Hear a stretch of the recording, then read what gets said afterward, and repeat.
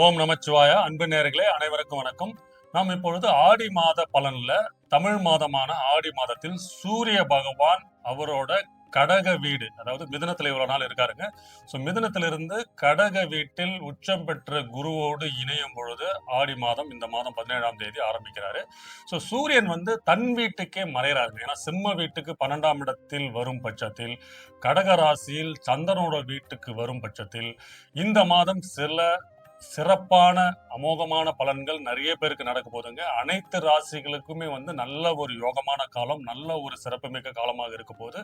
அது மட்டும் இல்லாமல் இந்த சூரியன் தான் பாத்தீங்கன்னா எல்லா கிரகக்கும் தலைமை பொறுப்பேற்று சில ஜாதகத்துல உங்க ராசிப்படி உங்க ஜாதகப்படி உங்க ராசியில உங்களோட லக்னாதிபதி சொல்லக்கூடிய உங்க ராசி அதிபதி மறைவு ஸ்தானத்திலேயோ இல்ல நீச்ச நிலைமையில இருக்கும் பட்சத்தில் அதுக்கு அடுத்து சூரிய பகவான் தான் பொறுப்பேற்று அந்த ஜாதகத்திற்கு தொழில், வேலை, இந்த மாதிரி நிறைய ஒரு அமைப்புகளை கொடுக்கக்கூடிய பொறுப்புகளை கொடுக்கக்கூடியவர் சூரியன்.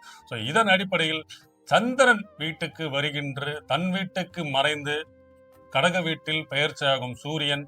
அது மட்டும் இல்லாமல் இந்த மாதத்துல பாத்தீங்கன்னா இந்த ஆடி மாதம் 15ஆம் தேதி புதன் பகவானும் அவரோட சொந்த வீடு, அதாவது அவரோட ஆட்சி வீட்டுல மிதுன வீட்டுல ஒரு 3 மாசமா இருந்தாருங்க. இப்பொழுது அவரும் பாத்தீங்கன்னா ஆடி மாதம் தமிழ் மாதம் 15ஆம் தேதி கடக ராசியில அவரும் பெயர்ச்சி அடைகிறார் சூரியனோட. ஏன்னா சூரியனும் புதனும் ஒருத்தருக்கு ஒரு பக்கத்திலேயே இருப்பாங்க.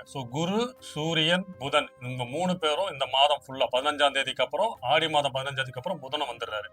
அதே மாதிரி 16ஆம் தேதி செவ்வாய் பகவான் புதன் வீட்டுக்கு, அதாவது மிதுன ராசியில் செவ்வாய் ரிஷப ராசியில இருந்து பெயர்ச்சி அடைகிறாருங்க. அதுக்கப்புறம் பாத்தீங்கன்னா சுக்கிர பகவான் அவரும் பாத்தீங்கன்னா முழு சுவர், அவரும் பாத்தீங்கன்னா இயற்கை சுவர். அவரும் இவ்வளவு நாளா கேதுவோட இருந்து சில பிரச்சனைகள், ஏன்னா சூரியன் வீட்டுல கேதுவோட இருந்து பெரிய பெரிய சிக்கல்களையும், நிறைய பேருக்கு வேலை இழப்பு, பொருளாதாரத்துல ஒரு ஒரு ஒரு கஷ்டமான சூழ்நிலை. நிறைய பேர் பாத்தீங்கன்னா இந்த சிம்ம ராசியில இருந்தவருக்கெல்லாம் நிறைய பேருக்கு வேலை போறது, பதவி போறது, தானாவே ரிசைன் போற அமைப்பெல்லாம் ஒரு சங்கடமான சூழ்நிலை இருந்திருக்கு. ஏன்னா கேதுவோட சுக்கிரன் இருக்கும் பட்சத்தில், ஏன்னா அவரோட அந்த சிம்ம ராசியில இருந்தது பாத்தீங்கன்னா அது 10ஆம் இடத்துக்கு வந்துருவாரு ரிஷபராசி. 10ஆம் இடத்து அதிபதி அவரோட வீட்டுக்கிலிருந்து சிம்ம வீடு கேந்திரஸ்தானம் 4ஆம் இடத்தில் இருந்த பட்சத்தில் கேதுவோட ஆதிக்கத்துல மாட்டி நிறைய பேருக்கு வேலை இழப்பு, சும்மா ஒரு அசிங்கம், தொழில் பண்ற இடத்துல ஒரு அசிங்கம், பொருளாதார மந்த நிலைமை என நிறைய பிரச்சனைகளை கொடுத்து வந்த சுக்கிரன் இப்பொழுது அவரோட நண்பர் வீரான கன்னி வீட்டில் போக போறாருங்க. அவரும் பாத்தீங்கன்னா 17ஆம் தேதி மாற்றம் அடைகிறாரு. அவரு நீச்ச பலனை அடைய போறாருங்க. இவ்வளவு நாள் ஆட்சி உச்சம் என்ற நிலையில இருந்து மாறி அவரு நீச்சம் அடைய போறாரு. கன்னி ராசியில குரு சனியோட பார்வையில டைரக்டா பெறாரு.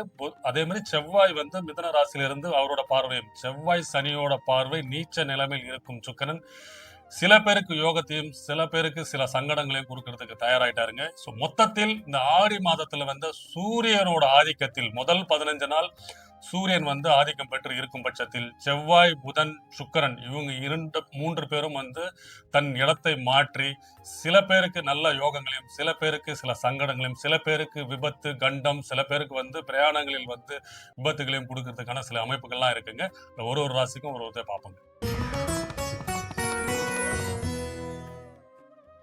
விருச்சிக ராசி நேயர்களே, செவ்வாய் பகவானை ராசி அதிபதியாக கொண்ட நீங்கள் இந்த ஆடி மாதம் உங்களுக்கு சிறப்பு மிக்க மாதமாக இருக்கும் போது, முக்கியமா இந்த மாதத்துல அப்பா வழி சொத்துக்கள் உங்களுக்கு சேருங்க. ஏன்னா அப்பா பூர்வீக சொத்துக்கள் மூலமா சட்ட சிக்கல்ல சந்தித்துக் கொண்டிருக்கும் விருச்சிக ராசிக்காரர்களுக்கு இந்த மாதம் ஒரு முடிவு கிடைக்கும். ஏன்னா சூரிய பகவான் இந்த மாதத்தில் கடக ராசியில் உச்சம் பெற்ற குருவோடு இணையும் பட்சத்தில் புதன் பகவானும் 8ஆம் அதிபதி புதன் பகவான், ஏன்னா அவரும் 3 பேரும் இந்த வீட்டுல தான் இருக்காங்க. இவ்வளவு நாளா விருச்சிக ராசிகர் சட்ட சிக்கல்கள், அசிங்கங்கள், கேவலங்கள், ஒரு மாதிரி ஒரு பூர்வீகத்தினால அவமானம், அதாவது உங்களோட பங்காளிகள் சொந்தக்காரர்கள் மூலமா கோர்ட்டு கேஸ்ன்னு தெரிந்து கொண்டிருந்தவர்களுக்கு ஒரு விடிவு காலம் சொல்லாங்க. ஏன்னா குருவோடு இணையும் போது அதுக்கு ஒரு தீர்வு கண்டிப்பாக கிடைக்குங்க. ஏன்னா சூரியனும் புதனும் உங்களுக்கு 9ஆம் இடத்தில் இணையும் பட்சத்தில் இவ்வளவு நாளா இருந்து வந்த பிரச்சனைகள் தீரப்போது, பூர்வீக சொத்துக்கள் வரப்போது, முக்கியமா அதுல இருந்து வந்த வில்லங்கள் தீர்ந்து அதன் மூலமா உங்களுக்கு நியாயமாக கிடைக்கக்கூடிய அமைப்பு கண்டிப்பாக கிடைக்குங்க.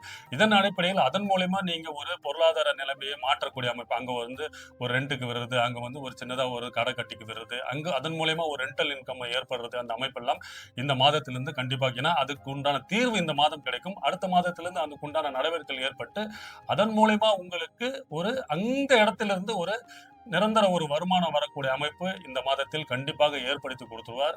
சூரியனும் புதனும் குருவோடு இணையும் பொழுது 9ஆம் இடத்துல இணையறாங்க. இதன் அடிப்படையில் உங்களுக்கு கண்டிப்பாக இதுல ஒரு மாற்றம் ஏற்படும். அது மட்டும் இல்லாமல் செவ்வாய் பகவான் உங்களுக்கு உங்க ராசிநாதன் உங்களுக்கு 7ஆம் இடத்திலிருந்து இப்ப 8ஆம் இடத்துக்கு போறதுனால உங்களுக்கு சிறு பிரச்சனைகள், தொந்தரவுகள் ஏற்படுறதுக்கான வாய்ப்பு இருக்கு. கண்டிப்பாக இதுல மட்டும் சற்று கவனம் இருக்கும். மருத்துவ செலவுகள், சின்ன சின்ன மருத்துவ செலவுகள், ஆரோக்கியத்தில் மட்டும் பிரச்சனைகள் ஏற்படுறதுக்கான வாய்ப்பு இருக்கு. அதுல மட்டும் சற்று கவனம் தேவை. அதே மாதிரி வந்து பாத்தீங்கன்னா உங்களோட மனைவியோட சில பிரச்சனைகள், கருத்து வேறுபாடுகள் எல்லாம் வாய்ப்புகள் இருக்கு. தேவையில்லாமல் வாக்கு விஷயத்தில் தேவையில்லாம நம்ம வந்து பேச்சில் கொஞ்சம் கவனமாக இருந்தாலே கொஞ்சம் குடும்பத்தில் பிரச்சனைக்கு வந்து தவிர்த்துக் கொள்வது ரொம்ப ரொம்ப நல்லது. ஏன்னா உங்க ராசிநாதன் 8ஆம் இடத்தில், நீங்களே 8ஆம் இடத்துல போகும்போது தேவையில்லாத சட்ட சிக்கல்கள், வம்பு வழக்குகள், தேவையில்லாத ஒரு பிரச்சனைகள் உருவாகிறதுக்கான அமைப்பு இருக்கு. அது மட்டும் இல்லாமல் சில பேர் வந்து குடும்பத்தை பிரிந்து வேலை நிமித்தமும் தொழில் நிமித்தமாகவும் வேற ஒரு மாநிலம், வேற ஒரு ஊருக்கு போறதுக்கான அமைப்பு இருக்கு. வீட்டிலே இருந்தாலும் மனைவி பிரிஞ்சு இருக்கிற மாதிரி இருக்கும். இல்லைன்னா சில பேர் வந்து குடும்பத்தை பிரிந்து வேற ஊருக்கு போயிட்டு ஒரு 3 மாசம் 6 மாசம் இருக்கிற அமைப்பெல்லாம் கண்டிப்பாக இந்த மாதத்தில் ஏற்படுத்தக்கூடிய அமைப்பு கண்டிப்பாக இருக்கு. அது மட்டும் இல்லாமல் சுக்கிர பகவான் இந்த மாதம் 17ஆம் தேதி, அதாவது ஆடி மாதம் தமிழ் மாதம் 17ஆம் தேதி அவரு சிம்ம வீட்டுல இருந்து, கேதுவோட வீட்டுல இருந்து புதனோட கன்னியோட வீட்டுல வந்து நீச்சம் அடைகிறாருங்க. நீச்சம் அடைகிறது இல்லாம சனியோட பார்வையும் செவ்வாயோட பார்வையும் வாங்கும்போது உங்களுக்கு மனைவிக்கு தேக ஆரோக்கியத்தில் மருத்துவ செலவுகள் கண்டிப்பாக வரத்துக்கான வாய்ப்பு இருக்கு. அதுல மட்டும் சற்று கவனம் தேவை. ஏன்னா சுக்கிரன் நீச்சம் அடைந்து செவ்வாயோட பார்வை சனியோட பார்வை வரும்போது கண்டிப்பாக அவங்களுக்கு ஒரு சில தொந்தரவுகள், சங்கடங்கள் ஏற்படுறதுக்கான அமைப்பு இருக்கு. மருத்துவ செலவுகள் ஏற்படுறதுக்கான அமைப்பு இருக்கு. அதுல மட்டும் சற்று கொஞ்சம் கவனம் தேவை. அவங்கள கொஞ்சம் சந்தோஷமா வச்சுங்க. ஏன்னா அவங்க டென்ஷன் ஆகுறாங்க, ஒரு பதட்டம் ஆகுறாங்கன்ட்டு நீங்களும் அவங்களுக்கு ஈக்குவலா வந்து, ஏன்னா விருச்சிக ராசிக்காரர்கள் வந்து கோவத்தை வந்து கட்டுப்படுத்தவே முடியாது. எடுத்தும் கவுத்தும் பேசுறவங்க, அதை கொஞ்சம் கவனமாக இருக்கிறது ரொம்ப. ஏன்னா தேவையில்லாம கணவன் மனைவிடையே வந்து பிரச்சனைகள் வரதுக்கான வாய்ப்புகள் கண்டிப்பாக இந்த மாதம் ஆரம்பிக்கும். ஏன்னா 17ஆம் தேதிக்கு அப்புறம் சுக்கிரன் கேதுவோட இந்த சிம்ம வீட்டுல இருந்து அவரு பலவீனம் ஆகுறார். சுக்கிரன் வந்து வலிமை பெறல. உச்சம் பெற்றாருன்னா அவங்க பவர்ஃபுல்லா இருந்து உங்களுக்கு சப்போர்ட் பண்றாங்கன்னு அர்த்தம்.